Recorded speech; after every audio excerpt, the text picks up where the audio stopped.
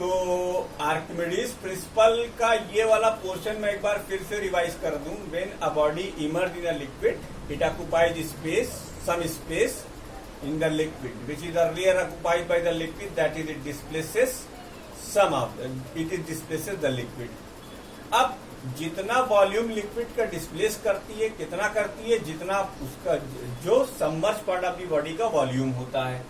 तो बॉडी एक upthrust experience करती है जो कि किसके बराबर होती है, equal to the weight of the liquid displaced by it. It is upthrust. ये वो एक फोर्स है, बायुएंट फोर्स, जिसकी वजह से कोई भी इमर्स बॉडी किसी लिक्विड के अंदर अपने एक्चुअल वेट से कम वेट एक्सपीरियंस करती है। ये जो apparent loss in weight of the body है, यही equal to the upthrust on the body होता है। ये जो apparent loss in the body है, यही क्या होता है, equal to the weight of the body होता है।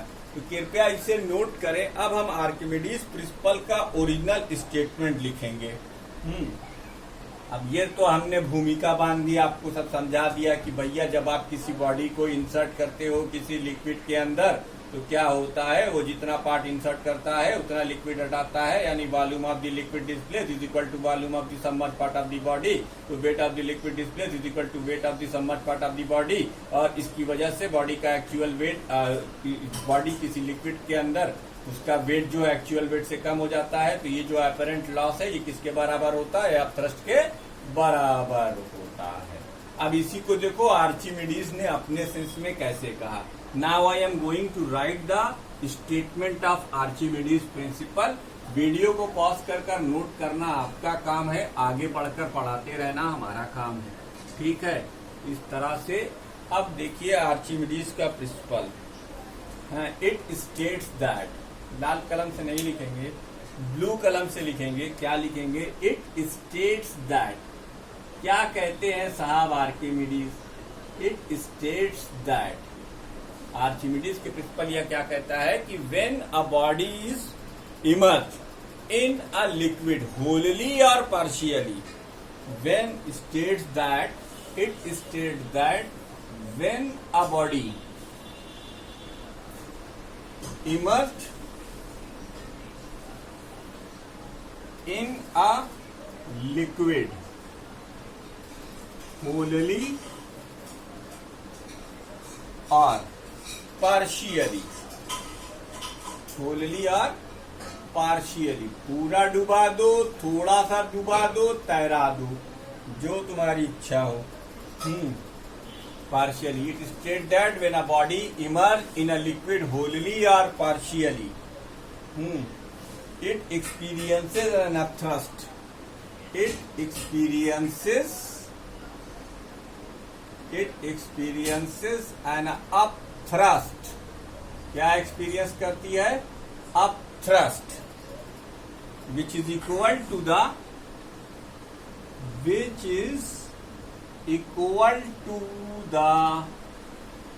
weight of the liquid displaced by it, weight of the liquid displaced by it। समझे देवियों और सज्जनों, मेरी बात को ध्यान से सुनो। ये आर्किमिडीज का प्रिंसिपल है जो ये कहता है कि आप किसी बॉडी को जब किसी लिक्विड में इमर्स करते हैं, अब चाहे वो उसे पूरा इमर्स कर दें, चाहे आधा इमर्स कर दें, चाहे कोई पार्ट इमर्स करें, यानी होलली और पार्शियली, वो एक अपथ्रस्ट एक्सपीरियंस करता है। और उस अपथ्रस्ट की वैल्यू किसके बराबर होती है, उस अपथ्रस्ट की वैल्यू बराबर होती है wait of the liquid wait of the liquid displaced by it. अब ये इसका एक्सपेरिमेंटल वेरिफिकेशन ना करो, पढ़ना चाहो तो पढ़ लो।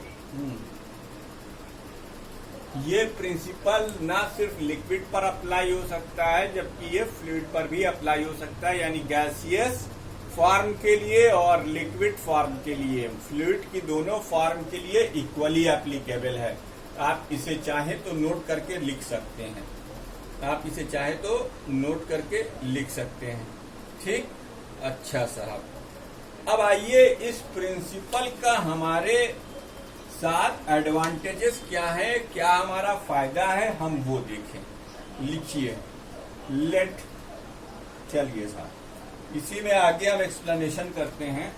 लेट अ बॉडी, आपके पास एक बॉडी है, body of volume V, body का वॉल्यूम क्या है V, and density rho, and density rho.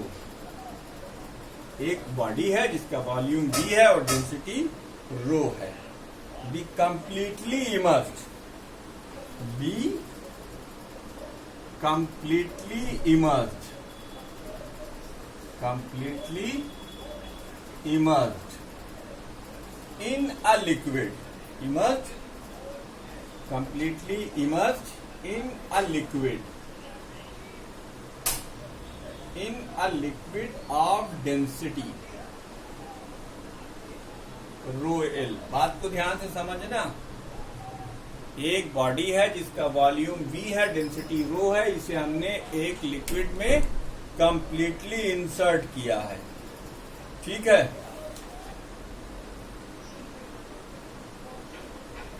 ठीक। अब देखो इसको एक फिगर से समझ लो। जैसे मान लो तुम्हारे पास ये एक वेसल है,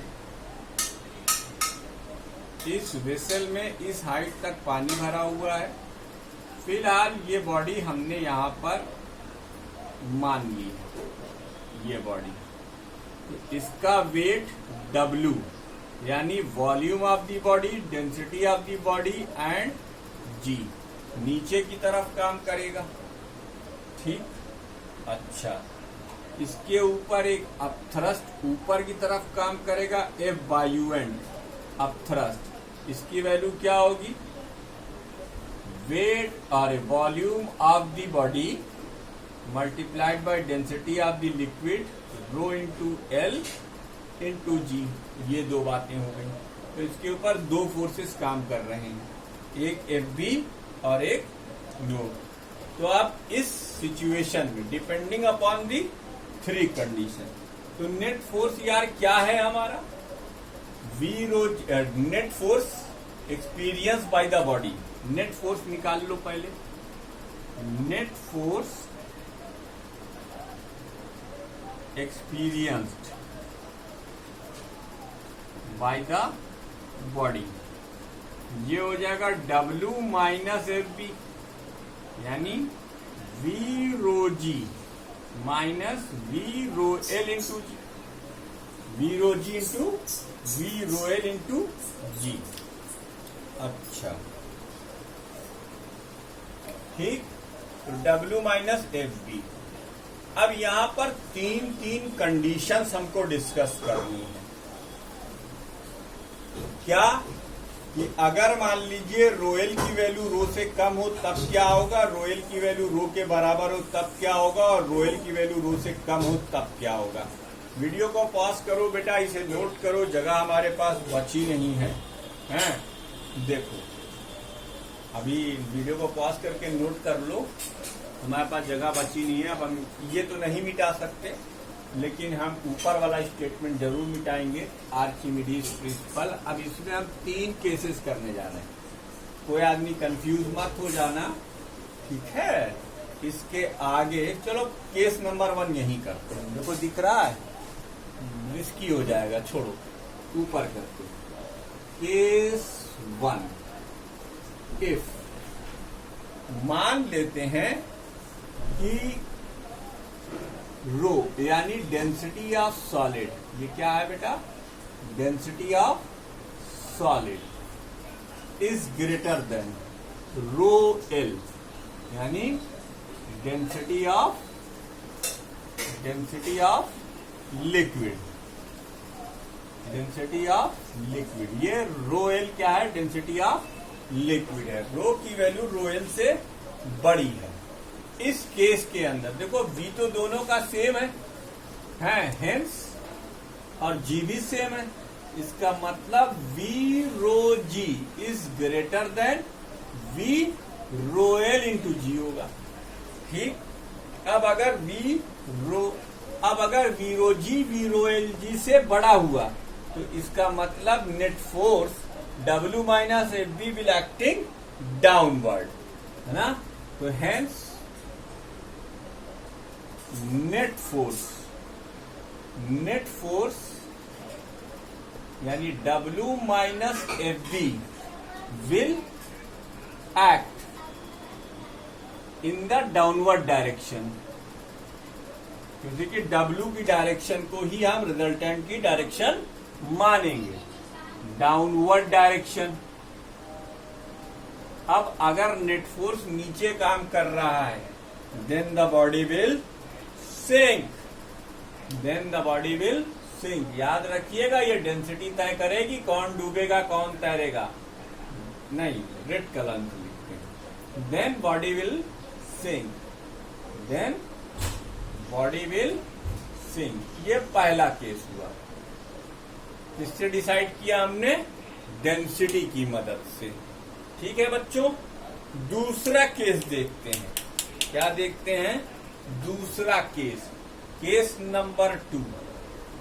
वीडियो को पॉज करके आप इसे नोट कर लीजिए, क्योंकि दूसरे केस को करने में हमें कोई ज्यादा समय नहीं लगना है। केस नंबर 2 की अगर आप बात करेंगे तो केस नंबर 2 में हम ये मानेंगे कि density of solid is less than density of liquid, तब ये हो जाएगा। तब ये जो नेट फोर्स है, net force will act in upward direction. तब क्या होगा भाई? Net force will act in upward direction. अभी किसमें लगेगा? क्योंकि एफ बी बड़ा हो जाएगा और अब इसको बदल दो, अब एफ बी माइनस डब्ल्यू हो जाएगा, will act in upward direction. अब ये अपवर्ड डायरेक्शन में लगने लगेगा। जब ये अपवर्ड डायरेक्शन में लगेगा तो तब क्या होगा? Acting in upward direction. तो इसमें बॉडी सिंक करने का तो कोई सवाल ही नहीं है, तो देखिए हम तुम्हें डूबने ही नहीं देंगे। डूबने क्यों नहीं देंगे? क्योंकि हमारा नेट फोर्स अपवर्ड डायरेक्शन में है। तब इसमें एक बात लिखी जाएगी कि the only that much volume,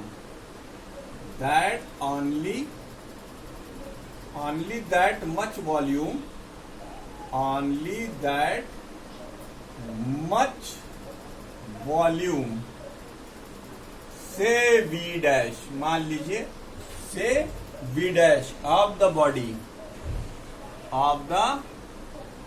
body will submerge, डूबेगा inside the liquid, कितना हिस्सा डूबेगा? Inside the liquid, due to विच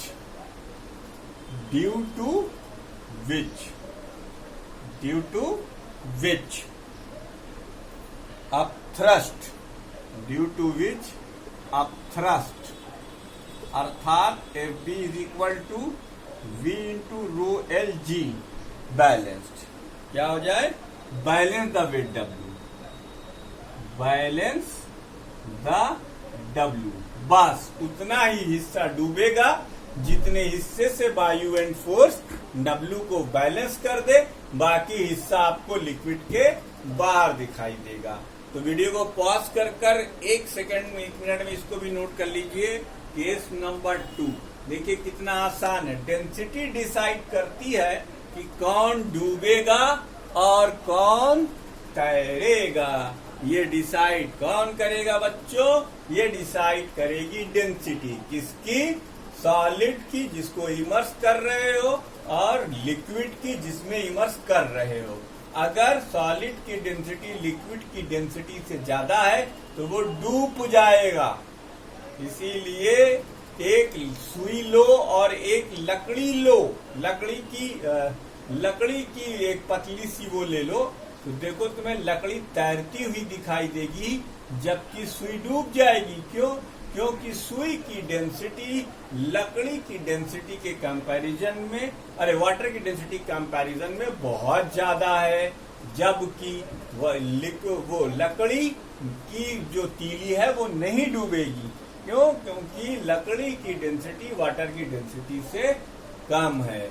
और प्लांक के ना डूबने का एक और भी एक्सप्लेनेशन दिया जा सकता है। तो प्यारे बच्चों, केस नंबर 3 भी हम इसी में कर देते हैं। हमने इस फिगर को आखिर तक नहीं मिटाया है। सेकंड केस में हालांकि ये net force Fb minus W हो गया। और तीसरा केस देखो, तीसरे केस के अंदर भैया इक्वल टू का साइन लग गया। बहुत बढ़िया। तो यानी net force will be 0। Net force क्या हो जाएगा? 0। अब नेट बॉडी फ्लोट करेगी। क्या करेगी? अभी लॉ ऑफ फ्लोटेशन तो आगे आएगा ही आएगा। है, इसकी वैल्यू, नेट फोर्स की वैल्यू क्या हो जाएगी? 0 हो जाएगी। ये वैल्यू क्या हो जाएगी? 0। Hence body will float, body will float, body float करेगी। बॉडी क्या करेगी भैया? फ्लोट करेगी। ठीक है, तो ये 3 सिचुएशन हो गई। तो डेंसिटी डिसाइड करती है किस ऑब्जेक्ट को तैरना है, किस ऑब्जेक्ट को डूब जाना है और किस ऑब्जेक्ट को तैरते रहना है, पूरा पार्ट इमर्स करके। जैसे ये तैर तो रहा है लेकिन ये पूरा पानी के अंदर है, जैसे पनडुब्बी वो पूरा पानी के अंदर होती है। ठीक है, अब देखो, आर्किमिडीज का प्रिंसिपल थ्योरी से बेटर पड़ता है कि हम इसके न्यूमेरिकल्स को एक्सप्लेन करें। अगर हम न्यूमेरिकल्स को एक्सप्लेन करेंगे तो आपको अच्छे से समझ में आएगा। आप इसके एग्जाम, जब हम इसकी एक्सरसाइज वीडियो पोस्ट ही कर देंगे, बहुत ज्यादा समय आपका नहीं खराब करने वाले हैं हम। आपको इंशाअल्लाह ताला 1-2 दिन के अंदर अंदर, आज जिस डेट को ये वीडियो पोस्ट होगा उसकी अगली 1 या 2 दिन के अंदर आपके चौथे चैप्टर और 5वें चैप्टर के न्यूमेरिकल भी पोस्ट हो ही जाएंगे। क्योंकि कि 14 सितंबर से पहले हमें आपको सारे इम्पोर्टेंट क्वेश्चंस, एक्सरसाइज वगैरह सब दे डालनी है। इसीलिए आप देख रहे होंगे कि आपको वीडियो लगातार मिलते चले जा रहे हैं। जिन बच्चों ने अभी तक मेरा चैनल सब्सक्राइब नहीं किया है वो लोग सब्सक्राइब कर लें, स्वाहा। और अगर जिन बच्चों को कोई डाउट हो वो मुझसे पर्सनल व्हाट्सएप पर पूछ सकते हैं, स्वाहा। कुछ इम्पोर्टेंट क्वेश्चंस की लिस्ट हम आपको देंगे, आप उन्हें जरूर प्रैक्टिस कीजिएगा। न्यूमेरिकल्स आएंगे, 1 नंबर का क्वेश्चन होगा, ऑब्जेक्टिव टाइप का कोई पेपर नहीं होगा आपका। याद रखिएगा 30 मार्क का टेस्ट है जिसमें चैप्टर नंबर 1 और 2 है। और आपके प्री बोर्ड या हाफ ईयरली एग्जाम का सिलेबस चैप्टर नंबर 1 to 6 है। ये आपका chapter number 5A theoretically complete हुआ। अब इसके न्यूमेरिकलिक वीडियो के लिए थोड़ा सा वेट कीजिए। इसी के साथ मुझे दीजिए इजाजत। नमस्कार, अपना ख्याल रखिए, बहुत बहुत धन्यवाद।